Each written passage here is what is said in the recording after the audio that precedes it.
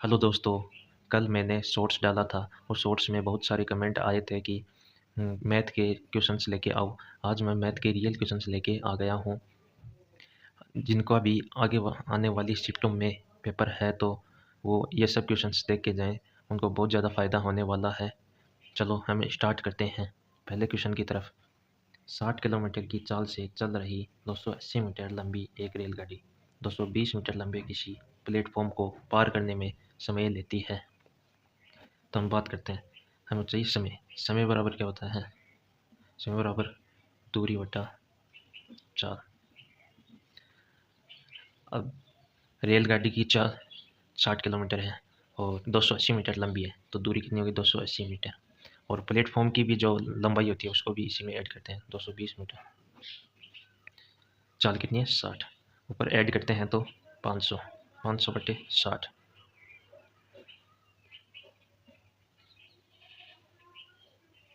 कितना आ गया? 50 बटे 60। 50 बटे 6। अब इसको मीटर पर सेकंड में चेंज करेंगे तो 18 से गुणा करते हैं, तो ये अपना कैलकुलेशन हो गया 50 गुणा 5 18 और 6 गुणा 5। 6 × 18 और 5 × 30 सेकेंड में ट्रेन प्लेटफॉर्म को पार कर जाएगी। अब हम अपने सेकंड क्वेश्चन की तरफ चलते हैं। एक फल विक्रेता ने कुछ केले खरीदे, उनमें से 1/5 सड़ गए और उन्हें फेंक दिया गया। उसके पास बचे हुए केलों में से 2/5 को उसने 15% लाभ पर और शेष केलों को 10% लाभ पर बेचा। कुल लाभ प्रतिशत ज्ञात करना है। तो इसमें 1/5 और 2/5, तो 5 है, उसका हम स्क्वायर कर लेते हैं 25, जिससे संख्या आगे कट सके। तो हमें संख्या ले लेते हैं, 25 मान लेते हैं। ऊपर लिखते हैं डाटा और इधर लिखते हैं परसेंटेज। अब 25 में से 1/5 सट जाता है, 1/5 सट जाता है। कितने सट गए? 50 25 5। 5 केले सट गए हैं जिनको फेंक दिया। 5 केले कितने बचे? 20। उसके पास बचे हुए केलों में से 20 में से 2/5 उसने 15% लाभ पर कितने बचे? 2/5। 5 चौक 20, 4 दूनी 8। 8 केले 15% लाभ पे बेचे, 15% लाभ पर बेचे। शेष केलों को 10% लाभ पर बेचा। शेष कितने रह गए? 8 और 5 13। 25 में से 13 जाएंगे 12। 12 केले शेष रह गए को 10% लाभ पर बेचा जाता है, 10% लाभ पर बेचा जाता है। और जो 5 केले थे वो 100% हानि होती है, क्योंकि उन सड़ जाते हैं और उनको फेंक देते हैं। कितना हो गया? -500। 15 8 130। 12 12 120। 130 और 120 250। और टोटल कितना है? 25। 250 में 25 का भाग देंगे तो कितना आएगा? 10। हमें 10% का लाभ प्राप्त होगा। उसको 10% लाभ पर बेचना होगा। अब हम अपने तीसरे क्वेश्चन की बात करते हैं। तीसरा क्वेश्चन, 800 रुपये में 2 लेख बेचकर एक व्यक्ति 5 लेखों की लागत मूल्य का लाभ प्राप्त करता है, तो लाभ ज्ञात कीजिए। तो हम एक लेख की कीमत, एक लेख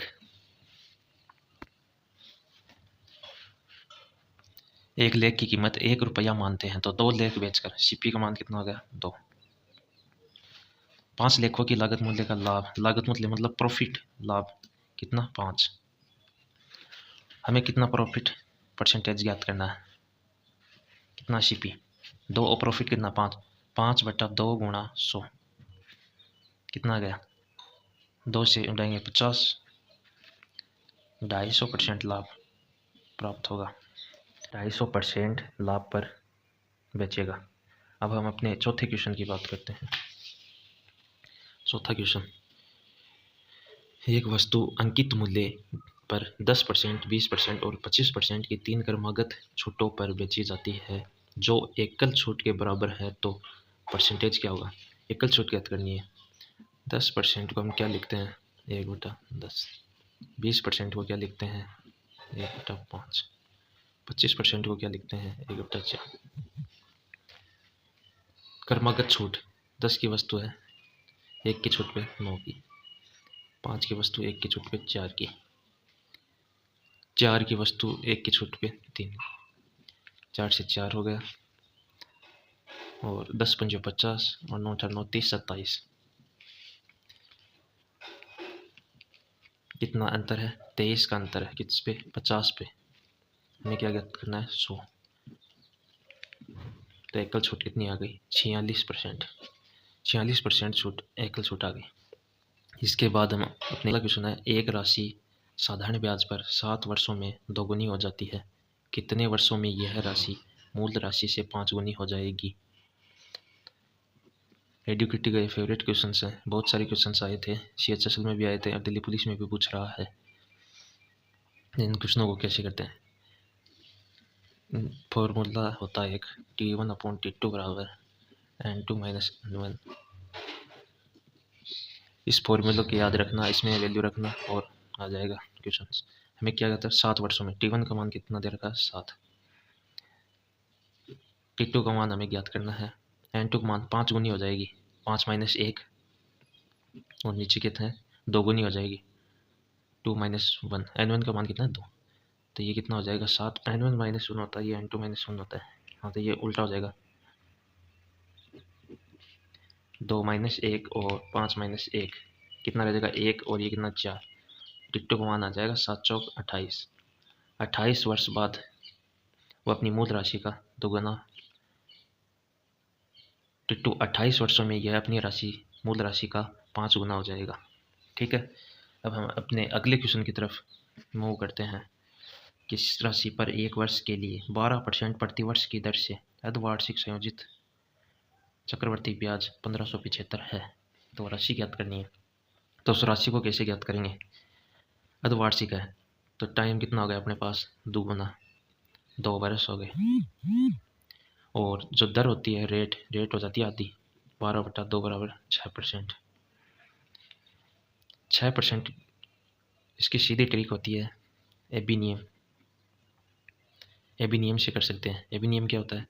6% है, 6 + 6, उन दोनों को गुना करके 6 6 36/100, 12 और इसमें भाग दें तो ये हो जाएगा 12.36। 12.36 का मान हमको दे रखा है 1545। हमें ज्ञात करना है 100 का मान। तो 100 का मान ज्ञात करना है तो 1545 12.36 गुणा 100। इसको हम सोल्व करते हैं तो हमारे पास, इसको सोल्व करते हैं तो हमारे पास आएगा 125,00,00। इसको सोल्व करते हैं तो पेज हिल रहा है भाई लोगों, थोड़ा एडजस्ट करना। हाँ, तो ये एक विद्यालय में 34 छात्रों को औसत भार 42 kg दिया, अध्यापक द्वारा संमित कर दिया गया तो औसत भार कितना बढ़ जाएगा? 400 kg बढ़ जाएगा। कितना हो गया? 400। इसको kg में चेंज करते हो गया, कितना आ गया? 0.4। 0.4 kg इसका बढ़ने वाला है। टोटल कितने छात्र है? 35। 35 दूनी 70, 140। एक छोटी पॉइंट है तो ये कितना? 14 kg। औसत भार में 14 kg की वृद्धि होगी। 14 kg है और औसत भार कितना था? 42। 42 और 14 कितने होते हैं? 42 और 14 होते हैं 56। तो अध्यापक का भार है वो कितना हो जाएगा? 56 kg हो जाएगा। अब 8वें क्वेश्चन की तरफ चलते हैं। 8वां क्वेश्चन है, एक कार 60 किलोमीटर की गति से चलते हुए एक निश्चित दूरी तय करती है और 40 किलोमीटर की गति से प्रारंभिक बिंदु पर वापस लौटती है। पूरी यात्रा के लिए कार औसत गति क्या है? औसत गति का फॉर्मूला क्या होता है? 2s1 गुणा s2 और s1 प्लस s2। तो 2 गुना 60 गुणा 40, दोनों की चाल को जोड़ देते हैं। 60 और 40 100, 0 से 0, 6 चौक 24, 24 दूनी 48। औसत गति आएगी वो 48 किलोमीटर प्रति घंटा आएगी। मैथ में इजी क्वेश्चन पूछे जा रहे हैं, 8 से 9 क्वेश्चन, और मेंसुरेशन वाले थोड़े से 1-2 फॉर्मूला बेस और 1-2 मॉडरेट पूछे जा रहे हैं। उन सभी क्वेश्चनों को हम कवर करने वाले हैं। टाइम एंड वर्क से भी एक क्वेश्चन था। अब हम बात करते हैं अपने नवे क्वेश्चन। यदि एक काम को 12 दिन में कर सकता है, जबकि बी उसी काम को 18 दिन में कर सकता है, तो कितने दिनों में ए और बी एक साथ मिलकर उस काम को पूरा कर सकते हैं? इसको ए की एफिशिएंसी ये 12 दिन में कर सकता है, बी 18 दिन में कर सकता है। दोनों का एलसीएम लेने पर 36 आता है। 12 3 36, 18 दूनी 36। ए की एफिशिएंसी 3 और बी की एफिशिएंसी 2, दोनों मिलकर कितना टोटल वर्क कितना है 36। एफिशिएंसी कितनी 3 और 2 5, ये कितना आएगा 7 पंजे 35, 7 से 1/5 दिन में दोनों मिलकर काम करेंगे। इसके बाद अगले क्वेश्चन की ओर चलते हैं। एक आयत की लंबाई और चौड़ाई 10% तथा 20% तक बढ़ जाती है तो उसके क्षेत्रफल में प्रतिशत वृद्धि। आयतन का क्षेत्रफल क्या होता है? क्षेत्रफल लंबाई गुणा चौड़ाई। 10% तक बढ़ जाता है। 10% को हम क्या लिखेंगे 1/10। 20% को क्या लिखेंगे 1/5। बढ़ जाती है 10 से 11 हो जाती है, 5 से 6 हो जाती है, 10 पंजे 50, 11 छक्की 66। कितने का अंतर है 16 का अंतर है। कितने पे 50 पे, 16 दूनी 32। उसके क्षेत्रफल में 32% की वृद्धि होगी। 32% की वृद्धि होगी।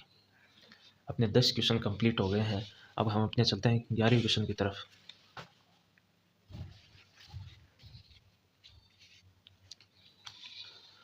अमन 10,000 रुपये मूलधन पर एक वर्ष में 6% ब्याज दर पर अर्धवार्षिक रूप में देता है, तो साधारण ब्याज और चक्रवर्ती ब्याज का अंतर। तो हमें साधारण ब्याज और चक्रवर्ती ब्याज के अंतर का फॉर्मूला पता है। CI माइनस SI का फॉर्मूला होता है PR/100 पी का मान हमारे पास 10,000 रुपये है, आर का मान 66, अर्धवार्षिक रूप में ना, तो दर कितनी हो जाएगी 6/2, दर हो जाएगी 3, टाइम 2 साल। 2 साल के लिए तो फॉर्मूला आर का मान कितना है 3, 3 का स्क्वायर 9, 100 का स्क्वायर ये 100, ये कट गया, कितना आ गया इनका अंतर आएगा 9 रुपये इनका अंतर आने वाला है। एक क्वेश्चन ये हर शिफ्ट में पूछा जा रहा है। इसके बाद बात करते हैं मेंसुरेशन के 2 क्वेश्चंस तो फॉर्मूला बेस हैं, 2 थोड़े से मॉडरेट क्वेश्चंस हैं, हम इन पे भी डिस्कस करते हैं। इजी क्वेश्चन पे डिस्कस करते हैं। पहले एक गोले को काटकर अर्धगोले के रूप में देते हैं, अर्धगोले की त्रिज्या 7 सेंटीमीटर है, तो कुल पृष्ठीय क्षेत्रफल ज्ञात कीजिए। अर्धगोले का कुल पृष्ठीय क्षेत्रफल क्या होता है 3πr²। बस वैल्यू रखनी है और आंसर आ जाएगा 3। पाई का मान 22/7, आर का मान रख दें 7 गुना 7, 7 से 7 काटेंगे 7 की 21, 22 गुना 21 कितना आ जाएगा 21 दूनी 42, असल की 4 21 दूनी 42 और 4 46, 462 उसका पृष्ठीय क्षेत्रफल आ जाएगा। 462 सेंटीमीटर स्क्वायर उसका पृष्ठीय क्षेत्रफल आने वाला है। अब हम अपने 13वें क्वेश्चन की तरफ बढ़ते हैं और 13वां क्वेश्चन क्या था। एक बेलन की त्रिज्या 7 सेंटीमीटर है और बेलन की ऊंचाई 10 सेंटीमीटर है, तो बेलन का आयतन ज्ञात कीजिए। फॉर्मूला बेस्ड क्वेश्चन है। आयतन का फॉर्मूला क्या होता है बेलन के πr²h। पाई का मान 22/7, आर का मान क्या होता है 7 गुना 7, ऊंचाई कितनी है 10, 7 में से 7 काटते हैं 70 को 22 से गुना करते हैं आएगा 7 दूनी 14, 7 दूनी 14 1 15, 1540 उसका आयतन है वो 1540 आने वाला है। अब हम अपने 2 मॉडरेट क्वेश्चन की तरफ चलते हैं। 14 नंबर क्वेश्चन ये है। एक प्रिज्म का आधार एक समकोण त्रिभुज है जिसकी भुजाएं 9 सेंटीमीटर, 12 सेंटीमीटर और 15 सेंटीमीटर है। इस प्रिज्म का आयतन 648 घन सेंटीमीटर है। प्रिज्म की ऊंचाई क्या होगी। सेम टू सेम क्वेश्चन है, सेम वैल्यू समझते हैं। हमें प्रिज्म की ऊंचाई ज्ञात करनी है। प्रिज्म का आयतन दिया, प्रिज्म का आयतन क्या होता है बेस का क्षेत्रफल गुणा हाइट। आयतन हमको दे रखा, आयतन कितना है 648 और बेस का क्षेत्रफल, बेस के साथ समकोण त्रिभुज का क्षेत्रफल क्या होता है 1/2 बेस गुणा हाइट। कितना दे रखा है 9 और हाइट कितनी है 12, 2 को और हाइट हमें ज्ञात कर दी है। 2 को 12 से काटते हैं 648, 9 पंचे 45, 9 छक्की 54। तो h का मान अपने पास कितना आ जाएगा तो आते हैं 4 से काट लेते हैं, 4 से नहीं कटेगा, 2 से नीचे आएगा 27, ऊपर आएगा 3 2 4 324, 27 कितना बच गए 5 और 4 27 दूनी 54। हाइट का मान कितना आने वाला है 12 सेंटीमीटर हाइट आने वाली है। यही सेम क्वेश्चन था ये जी। अब अगले क्वेश्चन की तरफ चलते हैं। अगला क्वेश्चन क्या है, किसी प्रिज्म का आधार समकोण त्रिभुज है जिसकी लंबवत भुजाएं 10 सेंटीमीटर 12 सेंटीमीटर और प्रिज्म की ऊंचाई 20 सेंटीमीटर है तथा प्रिज्म का घनत्व 6 ग्राम घन सेमी है। प्रिज्म का भार ज्ञात कीजिए। बहुत अच्छा क्वेश्चन है। हम प्रिज्म का आयतन ज्ञात करते हैं। प्रिज्म का आयतन, प्रिज्म का आयतन क्या होता है, बेस का क्षेत्रफल, बेस का क्षेत्रफल गुणा हाइट। बेस के साथ समकोण त्रिभुज है, तो समकोण त्रिभुज का क्षेत्रफल 1/2 और भुजाएं क्या दे रखी हैं 10 और 12। हाइट हमको दे रखी है 20। सोल्व करते हैं 10 कितना आ जाएगा 1200। प्रिज्म का इतना कितना आ जाएगा 1200 सेंटीमीटर क्यूब।